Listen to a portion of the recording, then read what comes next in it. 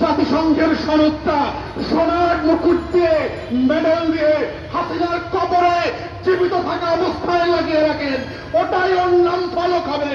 জাতিসংঘের সনদ ওর কবরের পিঠে শেখ মুজিবের টঙ্গি পাড়ায় লাগিয়ে দেওয়া হবে। আয়না ঘরের সীমানায় সীমানায় শেখ হাসিনার নাম লিপিবদ্ধ থাকবে। আগামী প্রজন্মের ইতিহাস লেখা থাকবে। শেখ হাসিনা যেন না হয় রাতের বেলা ঘুম কাতুরে শিশুদেরকে গল্প শোনানো হবে, ডাকাতদের আর গুলিদের গল্প না, শেখ হাসিনার গল্প। এটাই জাতিসংঘের প্রতিবেদন গতকালকে সারা বিশ্বের সামনে প্রকাশ করে জাতিকে জানিয়ে দিয়েছে আপনারা কারা এবং আপনাদের লড়াই কারা।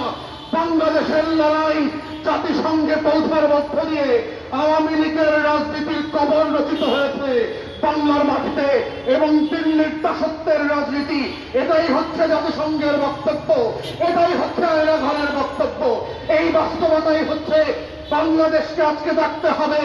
যারা সুশীলতা করছেন, যারা শেখ হাসিনার ডাস্টবিন দেখে বলবার চেষ্টা করছেন এটা কাম্য ছিল না, আমরা তো আগেই ভালো ছিলাম, যারা 32 নম্বরে বুলডোজার দিয়ে বলবার চেষ্টা করছেন এটা মেনে নেওয়া যায় না, তারা জাতিসংঘের 114 পৃষ্ঠার প্রতিবেদন মনোযোগ সহকারে তারাই লাইনে লাইনে পড়েন। এই হাসিনা কোন হাসিনা? এই হাসিনা কোন হিটলার?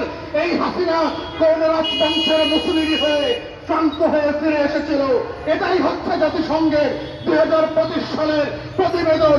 শেখ হাসিনা এবং আওয়ামী লীগের আমল নামা এই 114 পৃষ্ঠার পাল্টে পাল্টে লেখা আছে।